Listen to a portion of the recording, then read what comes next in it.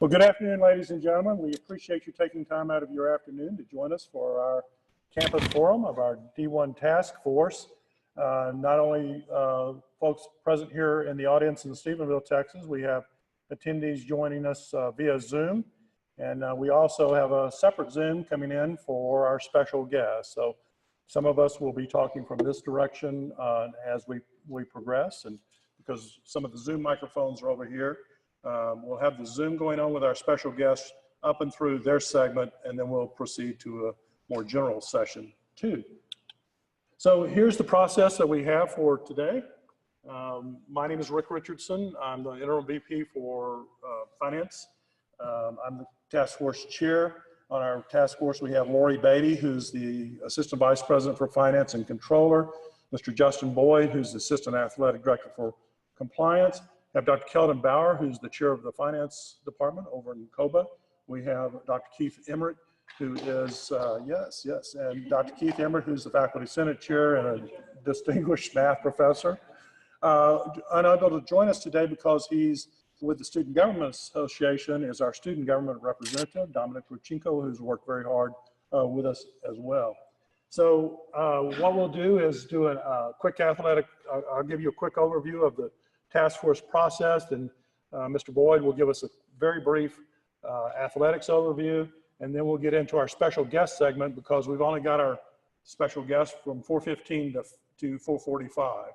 They'll each give a short statement, and then ultimately when we get through them all, there'll be time for questions. So when you entered, you should have received some note cards. If you have a question, be sure to jot those down, hand them to the student helpers, and they'll bring them down for us, and we'll respond as we can. So following the special guest segment, we'll move into the financial analysis presentation by Dr. Bauer, and then the budgetary presentation by Lori Beatty. We can then have more questions and same process, and we'll respond to them as we can. So basically, this is what we're going to be asking for you in just a few minutes. Were the questions that I just mentioned. This idea about whether or not Tarleton should transition to D1 has come up multiple times over the years. It's now had been in conversation last fall. That's why the task force was assembled. This is the task force, as we've just mentioned. We've had many meetings over the last several months, and we met with the Faculty Senate, the University Budget Committee, Student Government Association, and Staff Council as well. Here's our charge. It's specifically to provide an unbiased view, and that's why you see the representation as it is on the task force. And we do not issue a report. We just submit our, a recommendation. We just submit our report to the cabinet and to the president, which we'll do on about February 5. And it won't have a recommendation one way or the other. It will just have the information gathered. If you haven't had a chance to recently visit our website, we posted updated answers to about 200 questions on the FAQs. We published Dr. Bauer's financial analysis on there as well as Lori Beatty's budgetary analysis, and Coach Reisman's updated transition plan. So all that's the first three were brand new information, and Coach Reisman's report went up right before Christmas.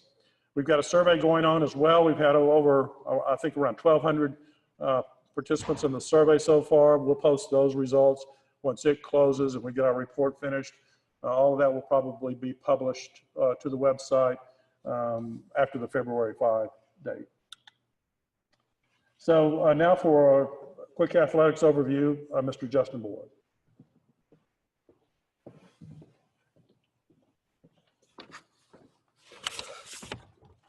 Sorry, I guess I should have got up here instead of walked across the stage.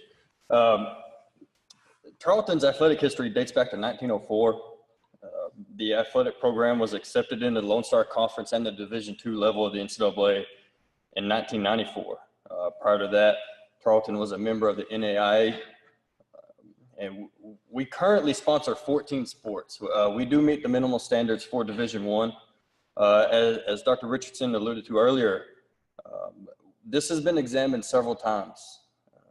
back in 2003, 2004, back in 2013, when Abilene Christian and the University of Incarnate Word decided to leave the Lone Star Conference for the Southland. The Lone Star Conference was put into a place that not a lot of athletic conferences want to be in. And then our current situation. The Lone Star Conference, as it stands today, but coming fall of 2019 will be up to 19 members. Originally, we had the traditional, the Texas A&M Kingsville's, Angelo State, West Texas. And then we added UT Permian Basin in Western New Mexico shortly thereafter, or a couple of years ago. We have expanded our membership to the Heartland Conference, what was formerly the Heartland Conference. So we now have University of Arkansas, Fort Smith, Dallas Baptist, Lubbock Christian, Oklahoma Christian, Rogers State, St. Ed's, St. Mary's, and Texas A&M International are coming in starting fall of 2019. A couple of differences in the divisions of the NCAA. Among the three divisions, Division I schools generally have the biggest student bodies. They manage the largest athletics budget and offer the most generous number of scholarships. Most Division I institutions choose to devote more financial resources to support their athletics programs. Division I is subdivided on football sponsorship. Division I schools that everybody generally thinks of, the Big 12, the Big 10, Pac-12, the SEC belong to the FBS, the Football Bowl subdivision. Underneath that's the FCS, the Football Championship subdivision, what was formerly known as Division I AA. And then another division underneath that does not sponsor any football. Division II is a little different. We are a scholarship model. Division III does not offer any type of scholarships as far as athletics is concerned. And Division II builds itself upon a partial scholarship model. Division II is a collection of more than 300 NCAA colleges and universities that provide thousands of student athletes the opportunity to compete at a high level of scholarship athletics. And most enrollments at Division II schools range from 25,000 to 2,500. And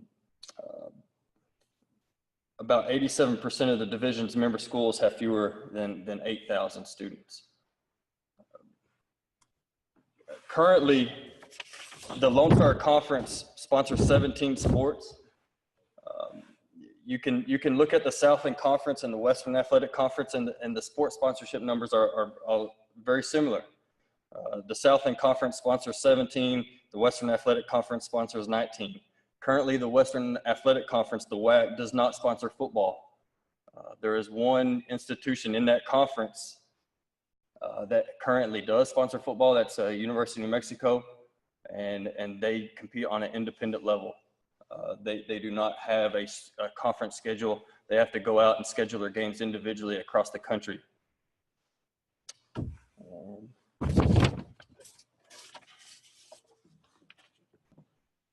Thank you, Justin.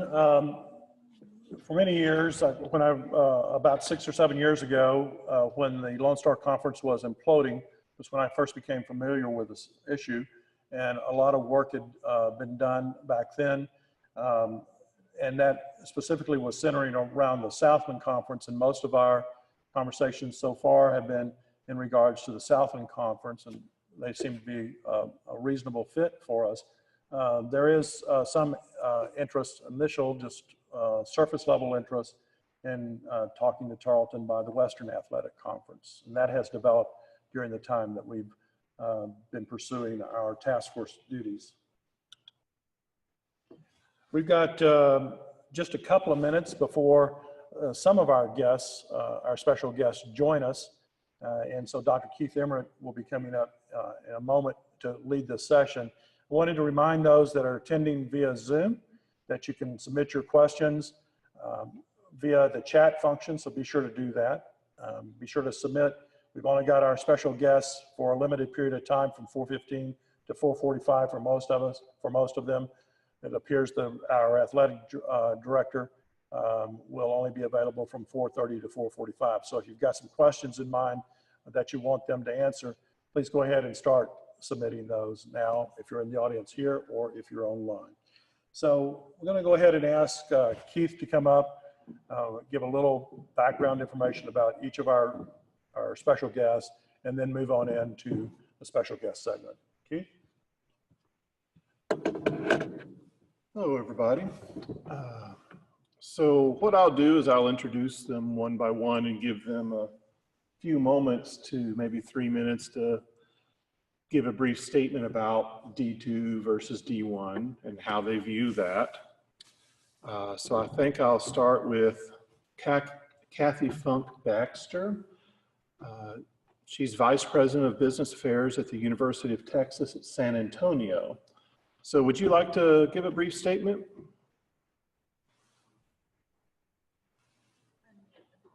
Okay. Sorry, you were muted temporarily. I think we got it. I think I'm unmuted. Kathy? Yes, can you hear me? Uh-oh. Can you hear me?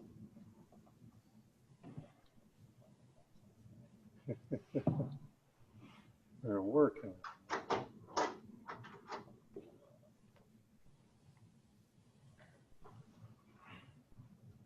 I'm unmuted. So you can't, can you hear me? I can hear you in San Antonio. I guess Charles and they're having trouble. All right, Kathy, can you hear us? And I can hear you. wonderful. We can now hear y'all. Thank you. Okay, great. Yes, I was at Texas A&M Corpus Christi at a very exciting time. We went from having no athletics, 0, jumping right into Division I. And so the one thing that I can say about that, it was a very challenging time because everyone had to get involved in it. From our athletic director, creating a business plan, to every one of to our president, to all of our other vice presidents, and to the limited athletic support staff that we had at that time. But we were able to do it primarily because we had a tremendous support from our students and also our community. Our community raised the funds for us to be able to hire the athletic director, I think for either a year or 2 years, and to hire our first coach, which was a basketball coach. So as I said, we had tremendous support from all of our alumni and our students because we had 4 years prior to that had just started as we had been an upper division university, and we started with freshman class in 1994. So it was just a very exciting time, and I am a supporter of athletics on a campus. I think it adds great value. It has its financial challenges. I'm not going to, paint that differently, but it does. But you have to be creative, and you have to have support of your community and your students and your alumni. So anyway, hopefully that gives you a little bit of background. I'm also now currently at UTSA, and we are a Division I campus with football. And at Corpus, we had no football. We only had basketball primarily as our premier sport. So it's a different environment with football, and our campus is very excited about it and really supports athletics. Thank you very much. Next, we'll hear from Mac Engel. He's a sports columnist for the Fort Worth Star-Telegram, and he's an adjunct professor at the Schieffer School of Journalism at TCU. Mac? Hey, can you hear me all right? Absolutely. That's outstanding. Thank you very much for having me. Having worked in college athletics for 5 years and having covered it now extensively for the last 15 or 20, I can certainly see the benefits to adding sports to in Division I sports to any university. It is by far and away the most effective means of marketing and advertising for your school. I think what happens is at a lot of universities, it comes down to what is your priority and what is the sole mission and function for your university.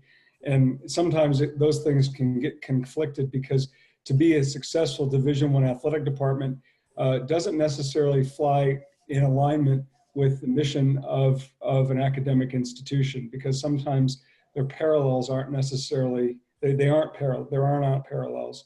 But in terms of expanding the university, in terms of growing the university, athletics is the best way to do it. Now, sometimes that can be counter, like I said, to what the mission of a school is, but that's just the price of doing business. I remember having a conversation with former Baylor president Ken Starr. He had been at Baylor for just a short amount of time, and not long after he took the job, one of the former president of the Board of Regents told him, "Win football games."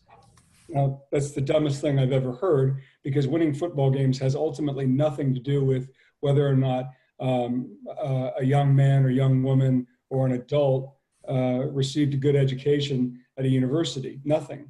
But ultimately, it has an enormous impact on the direction and the growth of a school, potentially. So I do think there are a lot of benefits to being a Division I athletic department. It's certainly very, very expensive. It's going to force universities and the leadership of universities to make some very, very hard decisions about academic minimums, about certainly finances, about donors and going to people and asking them for money. I'm talking about benefactors and things like that. There are a lot of benefits to it. There are a lot of pitfalls to it. And the most important thing is, if you were to actually do it, is what are your expectations? You're not going to be Alabama in a week. You're not going to be TCU in a month. This has to be a long range set of goals and aspirations that you can achieve in 10, 15, 30 years down the road, because how Tarleton looks today, if they were to go ahead and add Division I athletics, it's going to be a lot different than 30 years. It's going to be a lot of headaches. There's a lot of growth to it. There's a lot of potential, a lot of expense, a lot of challenges, but there's a tremendous upside as well. It could change a whole school. Thank you. All right, so now I'd like to hear from Dr. John Stankus. He's a current Faculty Senate President and Professor of Chemistry at the University of the Incarnate Word. Okay, can you hear me? Absolutely. All right, fabulous. When I went and told my colleagues I was invited to speak at this forum and to assist you in making the decision to move to Division I, several of their first comments were, "Tell them not to do it." But first, a little background. So I'm John Stankus, current faculty president at University of Incarnate Word. We have just completed our move to Division I and are eligible for postseason play this year. Now, granted, we were 1-10, so probably a moot point. I was not the faculty senate president at the time the decision was made, and actually I was vocal in my concern about the decision process, which may have actually contributed to me being elected the faculty senate president. Now, going Division I is very expensive. According to the NCAA website, the median net expense for Division I FCS was $10 million versus $4.5 million for Division II programs with football. Now, I'm going to say up front, I don't know whether this was a good or a bad decision for us. I think time will tell. But there are three areas of concern that I have with any of these types of decisions. First, the decision process. Since this is an expensive proposition, a clear decision process weighing all the costs and benefits is a necessary step. All stakeholders need to be listened to. In our case, several groups' concerns were not addressed, and the decision was made by an executive fiat. Internal stakeholder support for being Division I is pretty soft as a result, which I don't know if that's going to cause some long-term issues. Now, I'm very heartened to see that you guys are taking a reasoned process and looking at all these issues. So you're kind of ahead of us in those things. The second concern I have is the promised benefits. The move was marketed to the community on the basis of a greater exposure, the value of the free press. I'm not sure that has materialized. with UTSA in town, and they're doing fabulous. So it's worked well for them. UT Austin up the road, A&M a hop, skip, and a jump away. We hardly get the news coverage promised. Now, granted, being 1 in 10, maybe part of the problem. But also look at your media market. Will you get airtime versus TCU, SMU, OU, et cetera? And also, you're going to be recruiting athletes in that same market. So that's a concern that I have. But my biggest concern actually is impact on students. The demands of Division I athletics takes more of the students' time between practices, and with also the extended travel times. I think we just sent a team to Alaska. And the question I asked, would the $5 to $10 million have greater impact in strengthening the academic side? You have a lot of factors that contribute to what this decision is, and you need to look at the full system and all the pieces. I don't know what the answer is on that. I think we have a little bit of a challenge just because how the process was handled, and I think we're moving forward and we're doing well with it. But there's some folks that are like, well, hey, we didn't actually address these things. So I think you're on the right track, having the full faculty input, the full community input with that. Thank you.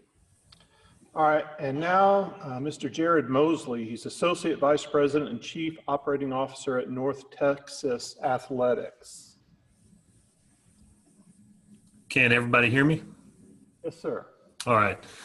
Appreciate the opportunity to join you guys. My perspective, I was Director of Athletics for 10 years at Abilene Christian University, so I've been very familiar with Tarleton. I've had a lot of frustrating moments and some more enjoyable moments in our career against Tarleton, but you guys have a great program there. And, I would say for us, our decision began when we had a presidential change, and, our president just said, hey, can you educate me? And I'd like to educate our board just on the landscape of college athletics. And so we started down the path and it was a 2-year process for us to evaluate. It started off as an educational process, but our board quickly moved down the direction of where should our institution, plant its flag when it comes to intercollegiate athletics. And we had a contingent that said, hey, you should go non-scholarship football and be Division III. We had some that felt we should stay right where we were at, and others who said there's no doubt you should go Division I. And so we approached it with, pros and cons of all 3 divisions. And quickly for us, being the lone private institution in an all public league, we saw the benefit of better fit institutionally with a move to Division I. A lot of the data out there, shows that, some of the accountability factors and things that Division I has in place by way of APR, some of their new funding mechanisms, those just align better. You're more accountable for the kids you recruit to your campus. And so we also felt that some of the, for transfers and some of the kids coming in that weren't, entering our institution as freshmen, they were coming in a little more prepared, and we weren't taking as many risks as we were trying to make it in Division II. I remained at ACU through the first year of our transition, and then so I can't really speak to probably how the institution feels today. I can tell you just with our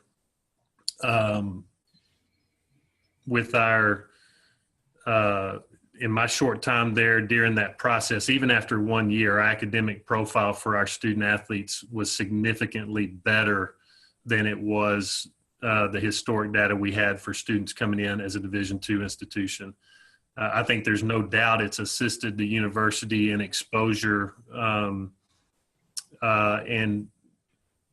I don't know that I would say national exposure. Abilene's not a great media market, and we're not vying for a lot more eyeballs in the Metroplex or Houston or Austin, San Antonio. But what it did do, I think, is elevate just the sense of connection and pride that our institution, that alumni and donors and people have in their affinity back to the school. We've had some success in our first 4 years of the transition, so I think that's definitely helped shape some of that to have some early wins and successes. And so, that has been good. The concern, I think every institution, the question they've got to ask is, are you willing to make the investment? Is the return on investment what you want it to be? Because it's going to be significantly more money than you dream on the front end. And so that's either going to have to come on the backs of, more institutional support, or, having a donor base that's willing to help you, get through those years. And so, I think all of that, like I said, we went through a 2-year process where we really dug into budgets and analysis and looked at every piece of the funding model, and ultimately made a decision that we were going to roll the dice and do that.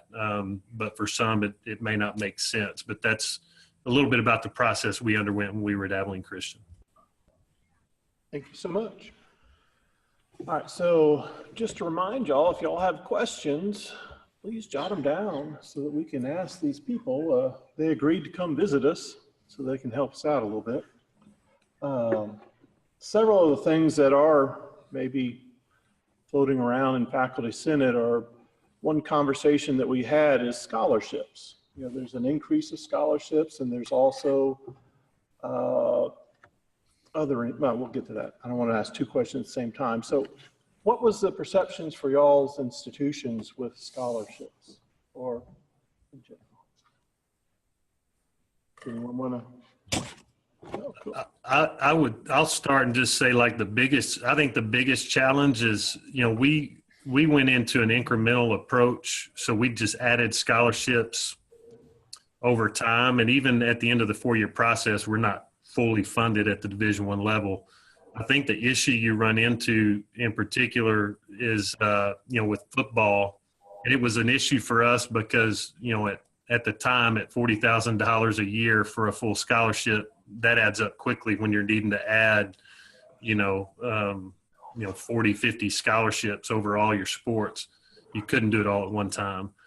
But footballs need to get to the full amount so that you can go and get guarantee games.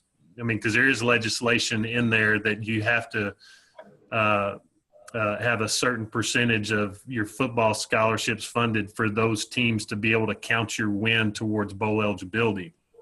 And I mean, every phone call we got, which a guarantee game was a significant number in our revenue model, you had to try to get to that number fairly quickly, and you can't just add football scholarships. You're going to have to add the proportionate number of scholarships on the women's side, plus your in your other men's programs. So I think the scholarship allocation is important if you're going to have to do that incrementally to have a well thought out plan. Ideally, if you could launch into it right out of the gate, it's not an issue, but are you going to be fully funded in some, all, or none? And then how do you get there? Thank you. Anyone else want to weigh on the scholarships, or want to move on? Yes. Or no? Okay. Another thing that cropped up, there's this an increase of enrollment due to any number of factors, right? I guess one is exposure, media exposure. How have y'all seen that? Has there been this increase? Yes. Let me speak to that real quick, because I can name a couple instances. One was at Colgate University in the 80s or 90s when they had a basketball player named Donald Foyle, and they went to the NCAA tournament. Now, Colgate is a small private school in the Patriot League in Hamilton, New York, and they enjoyed record numbers of applicants. Georgetown University went through the same thing when their men's basketball program was doing well in the 80s. And certainly all TCU has enjoyed it. Baylor has enjoyed it when it was winning before, obviously, the scandal went awry. So there are any number of instances. George Mason University in Fairfax, I think it's in Fairfax, Virginia. They went through it when they went to the Final Four in men's basketball 6-7 years ago. There are countless cases of it, and that's why schools do this, is because if they can get it, if they can have success in men's basketball and football and the revenue sports, which there are two, they will enjoy record numbers of donors, applicants, and enrollees. But it's contingent on having a successful program is the Yeah, you point. got to win. You got to win. Yeah, and so that's the trick of it, and why you chase the devil the whole time. Go ahead, John. yeah, so the issues there, we are all facing a demographic problem in that the number of graduating high school students is dropping across the country, and so the market is getting smaller, and so we're all scrapping after all the same students, and with that.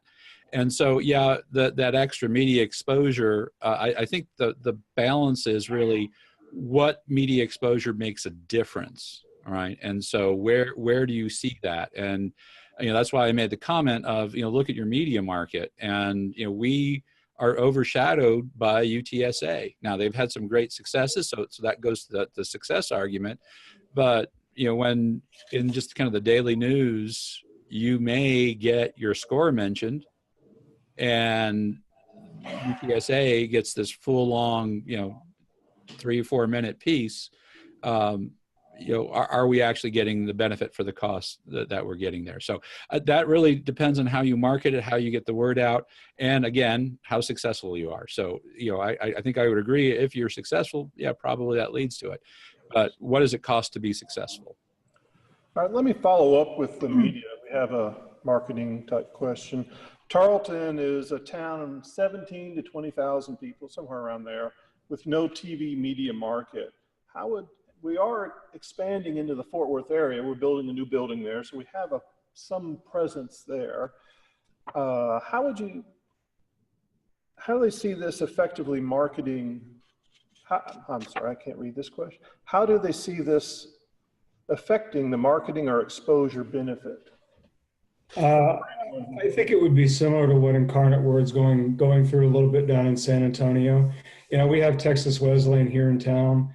All of these schools are fighting for any kind of media coverage for all the reasons John mentioned and any of you all have talked about before, because it's free advertising is what it is. And I shouldn't say it's free, but it's advertising without paying for a billboard on Interstate, 287 or 35 or 30 or anything along those lines. So where does Tarleton State fit in with all of these other different athletic teams going on?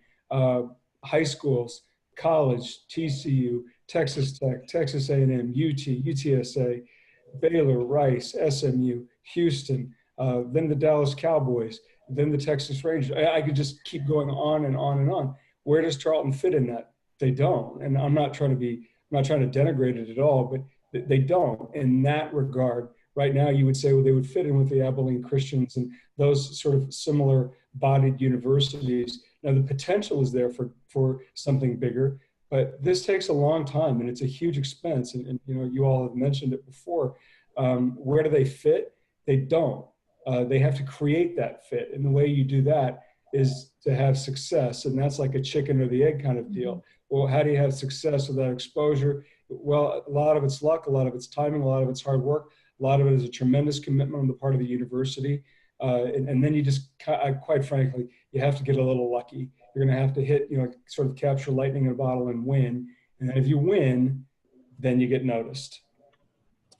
All right, so another one since we're kind of expanding, we have a little question. Would it make more sense to play games in Stephenville or maybe the Fort Worth area?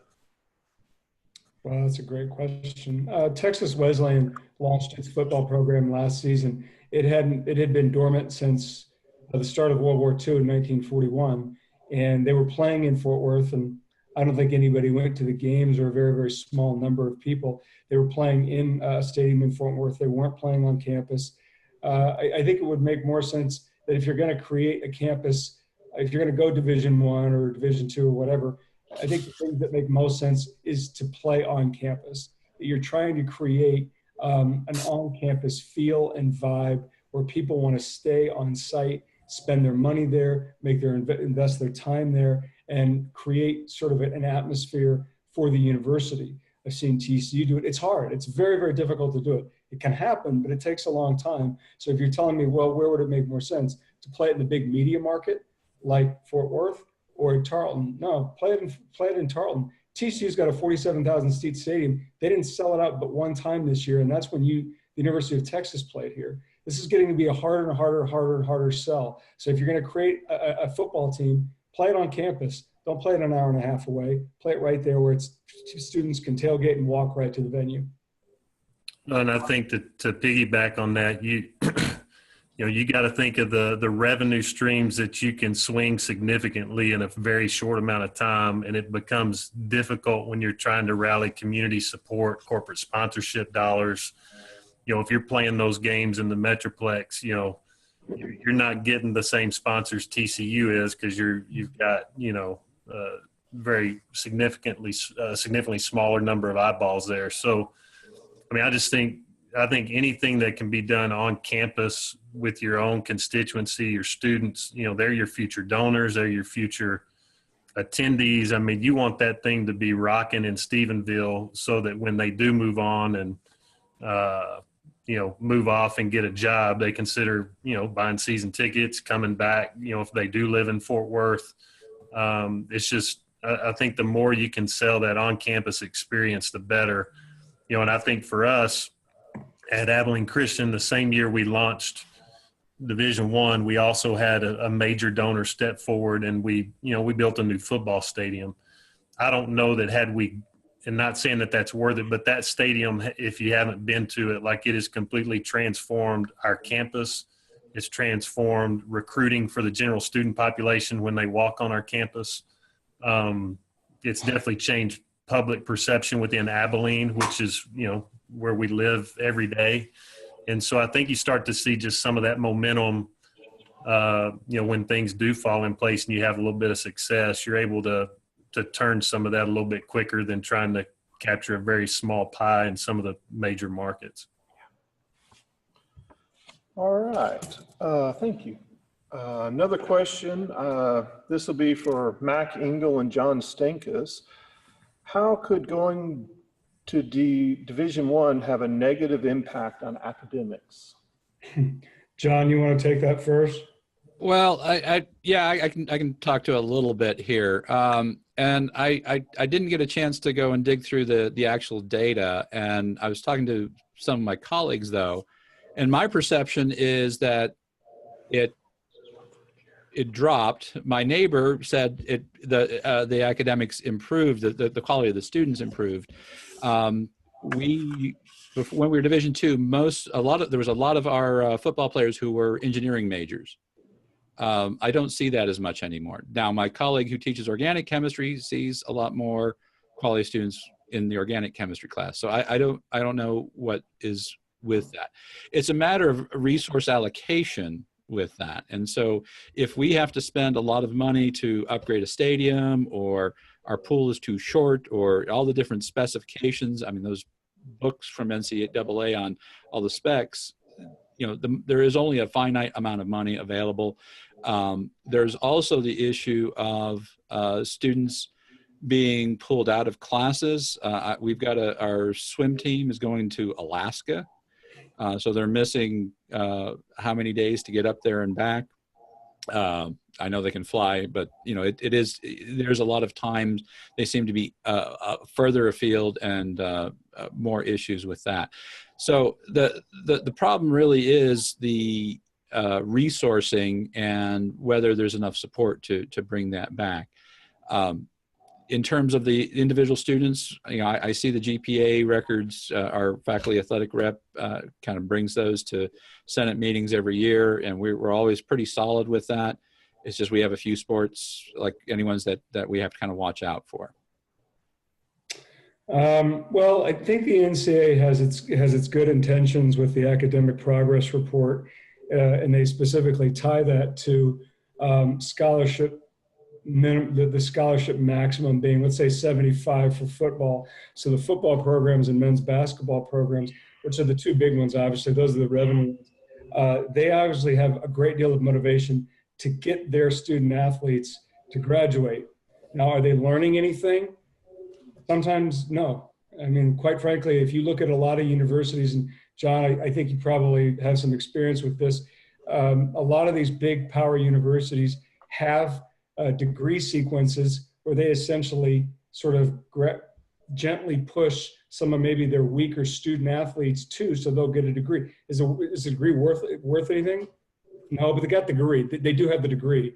But talking to coaches, with this APR in place, academics are totally compromised because the team is motivated to get that kid a degree so they can have their scholarship maximum at 75 each and every year. Because the scholarship is the carrot that you're offering the kid, so they come to school for free, right? So they have to keep that up. And the last thing they want to do is lose any of that or practice time or any of that stuff. So are academics compromised? If you go to Division I athletics, absolutely. It's unavoidable. I teach class as an adjunct. I had a student athlete who was a cross-country runner. This is a cross-country runner. She was a freshman. She missed countless classes last season, and she was a good, bright student, but she had athletic responsibilities that she had to be accountable for. I have a golfer.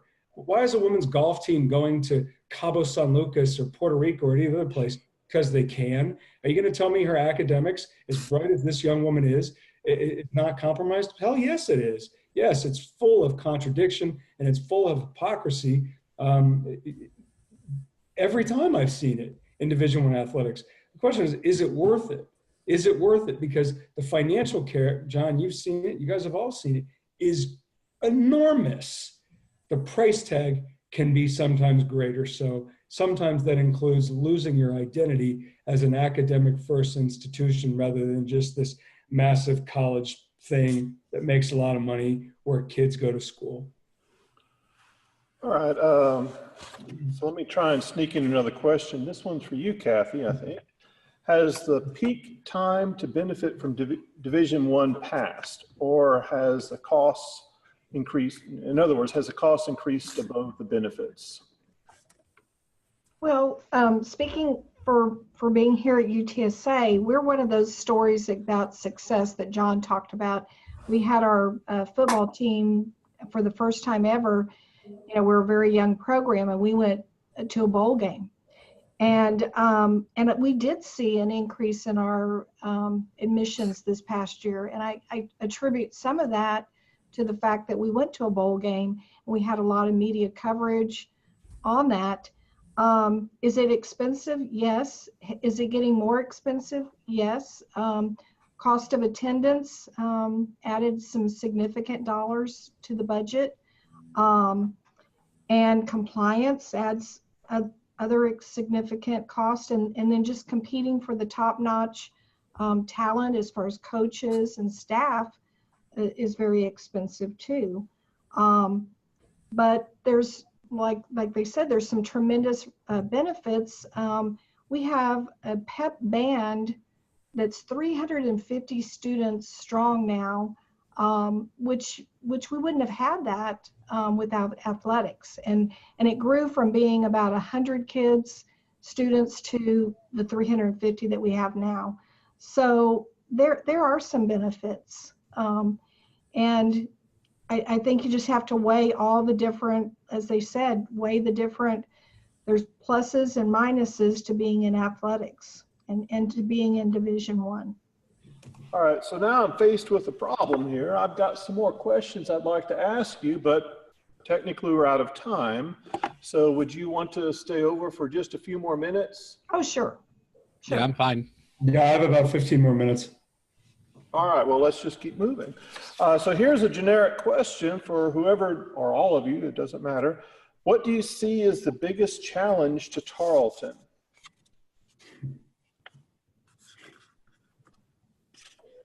Money. Can you come up with the money?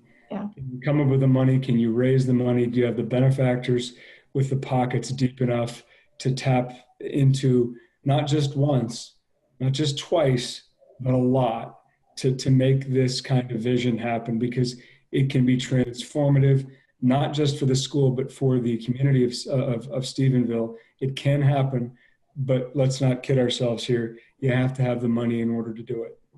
Yeah. I have to assume that y'all have adequate athletic facilities because you already are Division II, but I don't know if you have a huge investment, not only in the upfront cost to get into Division I, but also in facilities. So I'm not sure about that question.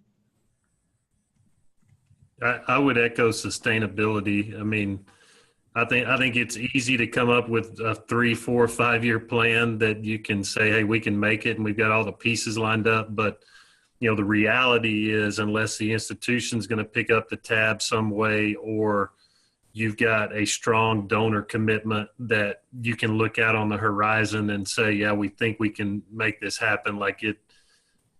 That's really the decision. I mean, how much are you willing to pay for the added exposure, the feel good stories when you have successful seasons with your alumni and donors? I mean, that's the crux of it. And whatever you think that projects out right now, 5-10 years, you just need to double it. I mean, because Mac's probably done the research and sees it, but like the rate at which operating in Division I is escalating is just, at some point you think it's going to crash, but it's not. And while you're going into the Southland Conference and your peers are maybe closer to what you look like, the reality is you're still competing in non-conference against Texas, who just went over $200 million a year, and OU and Ohio State, and even the small Power Fives who are operating at $80 million a year. So, I mean, your coaches are always going to have, and administrators feel the pressure to try to close that gap, even though it can never be realized, but the pressure's always there. So you're always just going to feel the need for more and more. And I just tell people all the time, if the University of Texas still feels like they don't have enough money and they're trying to raise more, like that's the reality we live in. And so certainly if you're sitting there at, 15 million, that's never going to go away. Yeah. Think about, that's, universities have much smaller budgets than UT's athletic budget, overall all budgets with that. With some of those things too, you'll have some weird consequences. I think I want to echo the facilities issue. We realized that we have a lot of facilities that were perfectly fine Division II, but now we have to rebuild. I didn't realize that our pool was too short. And so we don't have enough tennis courts. And so those are expenses that are going to be there. But one of the other weird one, and I won't go too much into the detail of it, but, all of a sudden your Division II coaches are now going to be Division I coaches. And there's a different pay scale for Division I coaches from Division II. Now we had a niche sport. We still have it. But we were top 3 in the nation overall in this. And the coach who got us there said, okay, I'm now a Division I coach. You need to up my salary. And we said, oh, no, well, we'll just pay you what you always have. And they went elsewhere. And so now you're going to have other things, even when you have some good people already. So you got to look at all the consequences, and you've got to pay the entry fee for even folks you've had who are quality people that you want to keep around, and treat them like they are Division I, because that's what they'll be. All right, so here's another question. Speaking of niche, do you see benefits for us being potentially the only public Division I school in the Dallas-Fort Worth area? Also, are there differences in the transitions between private schools and us as a public institution?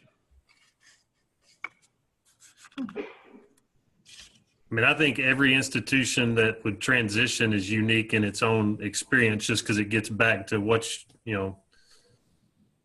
why are you making the decision, and does it fit your institution and the culture and that sort of thing. So I think whether you're private or public, the challenges are the same, because it's finances, it's resources, it's sustainability,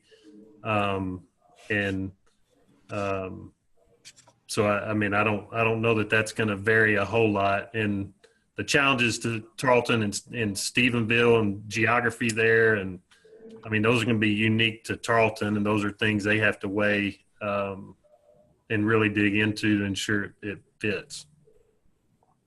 I think the challenges you could probably find at whether it was Lamar University and their decision to bring back football, or Texas Wesleyan and this decision, you can find similarities at any number of institutions in and around Texas, UT Permian Basin and the decision to bring back football, Corpus Christi. There's a number of them. You can go find sort of that paradigm and see if it fits to Tarleton. And you'll see that, like Jared said, they're really not that much different. There'll be some, some nooks and crannies that are unique to Stephenville and to Tarleton. But for the most part, any university that has attempted to make this kind of transition, whether it's public or private, they're kind of similar. It comes down to whether or not you feel like you've got the leadership. It's one thing, like Jared said, it's one thing to have the leadership in place that says, hey, we're going to do this for 5 years and it's going to be great.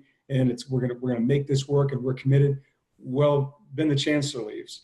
And then the members of the Board of Regents, they retire or resign from their positions.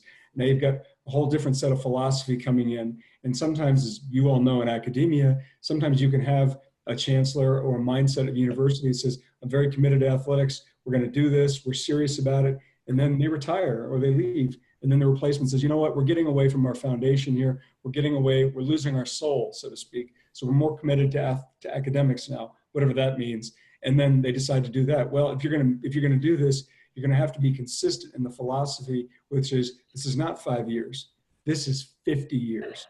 And there's going to be a lot of bruising. It's going to be, not bruising is too strong of a word, but there's going to be some pain in it and it's going to hurt. But if you're going to do it, you got to commit to it and you can't divorce yourself from it, because to do that, then you're just going to be spending money on white elephants that sit in the middle of campus and effectively do nothing. Yeah, the one thing that keeps coming to mind for me as I do this is actually a little tale. My father lives up on the edge of Austin, and he was outside the city limits when he built his house, and they annexed him. He always says that it's his $2,000 free library card. So his taxes went up, right? So the cost went up to get the free benefit. So, think about what the costs are and the balance with that. I think you have some opportunities here. I think, as Mac pointed out, that there are enough schools, public schools in Texas that are kind of more comparable size and even location type issues, that you can actually have some other models that might be better than what we had as kind of a upcoming private university. So there's some other models out there that you can compare to. All right, one last question that I have here for Jared. UNT had a tremendous football season this year. Your beautiful new stadium was about 1/3 full for homecoming. Why hasn't winning translated to ticket sales?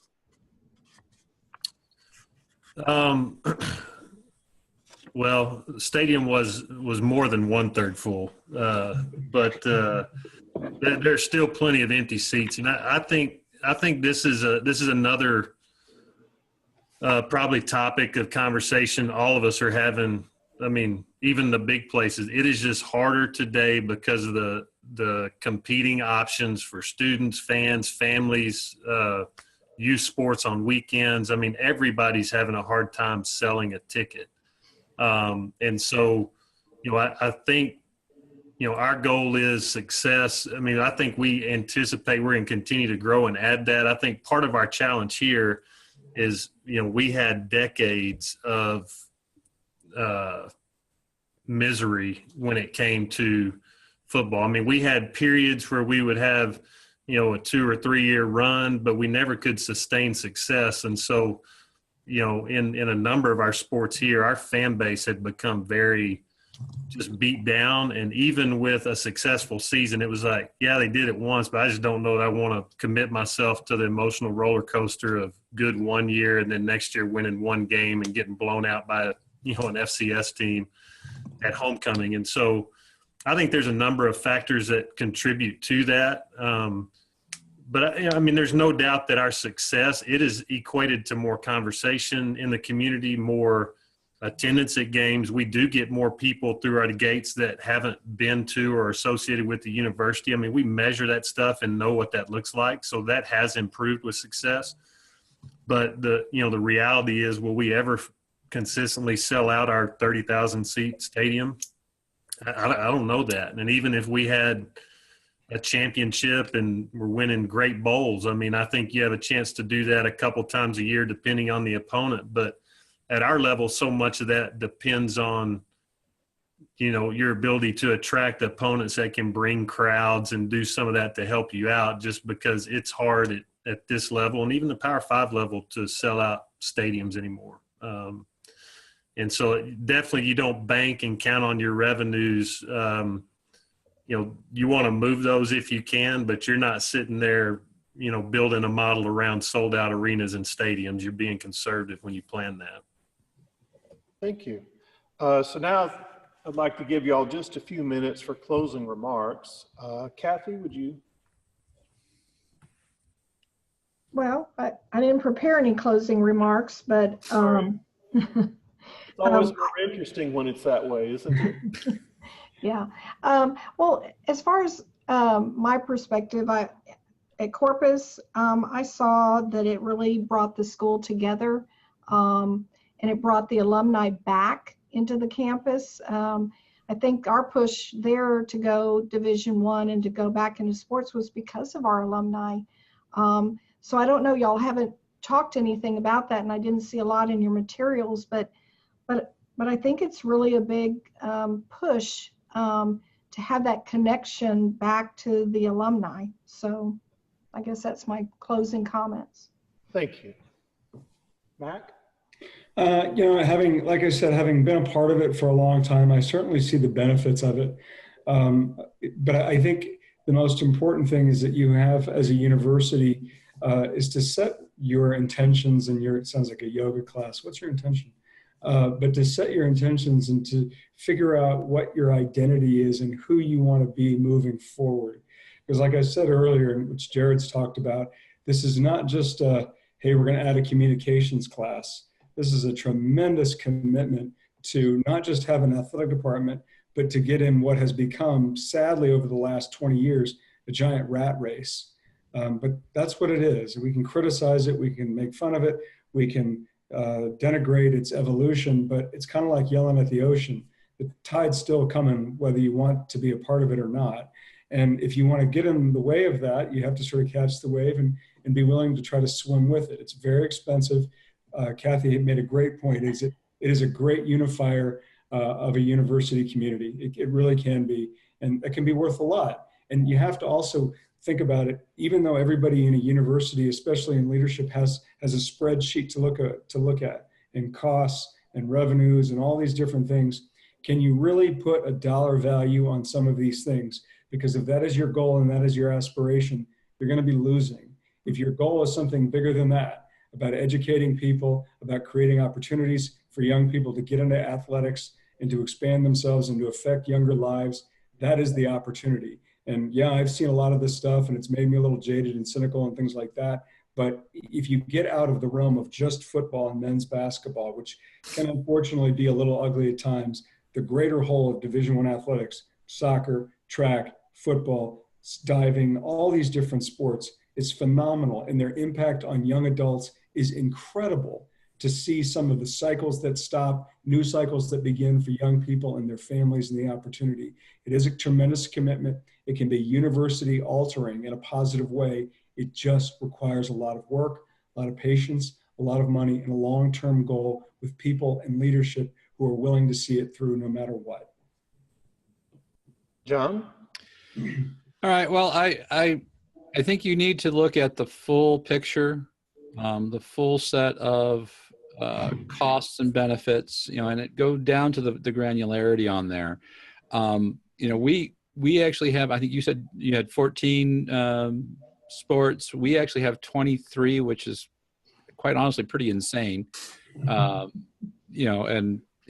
got the football quarterback, and I've got one of the fencing students, and I've got all these other ones in there. I think what you probably want to do differently is be focused. Either if you're going to stay Division II or Division I, be focused on what you want to be, what you need to be, and resource that appropriately. Don't kind of halfway do it. You have to, if you're going to do it, go all in. We're fighting kind of the issue of we didn't really build all the support. I think as Kathy pointed out, alumni support is important, because really everything is about building a community around your institution. It's one university. It's about how everybody feels like they belong to the university. Athletics is just one part of that, but how does athletics and academics and all the other social pieces of that fit together, and how do people identify with that in the long term in terms of being willing to donate, support, or even just, go watch the games. I'll kind of bring out the one school that I think always does the identity thing very well. And granted, I went to UT, so this pains me a little bit, but A&M does very well about having that sense of community among their graduates. And so if you can build that, then you have the potential for being successful. We haven't really built that community yet. We're working on it. Our community kind of is focused a little bit differently than the athletics, but you got to look at the whole piece with that. And but you decide all the benefits, all the costs, and as I'll quote Yoda for this: do or do not. There's no try. Be all in if you're going to do it. Not complete without Star Wars, right? So, Jared? I mean, I would just echo a lot of the closing remarks. I mean, I think, at the end of the day, there's got to be a very clear understanding of why you were making the decision and what's the best fit. I mean, I can't say the sustainability word enough, just because I think at the crux of it is the institution prepared and moving forward with a very clear understanding of why, and are we committed to it? And so, that's something that takes a lot of communication, a lot of digging, a lot of hard questions, a lot of constituents weighing in. Because to Mac's point, like chancellors, ADs, boards, they come and go, and so there's got to be a strong enough foundation and rationale for why you move forward going to Division I to make sure it's successful. And then I think the second piece that I think you just have to really understand is that it's a marathon. I mean, this whole thing from planning, you think you can have, I mean, it's got to have such a far-reaching vision and anticipation of what may or may not happen, just because the land and ability to be flexible to move, because the landscape changes so much now. Decisions are made in Division I way different than Division II. I mean, you've got autonomy legislation where Power Fives can kind of do their own thing, and the rest of us that aren't there can opt in. Well, all that stuff and those decisions impact us financially, operationally, procedurally. And while you can say, yeah, we don't have to do that stuff, the pressure is you're recruiting kids who are being pitched that option the same. And so understanding how all that comes together, it's a significant decision, but again, if done in the right context and the right way, I think it can provide great value. All right, well, thank you. I know time is precious and you gave us extra time, so I greatly appreciate y'all joining us. So thank you so much. Thank you very much. Thank you. Thank you.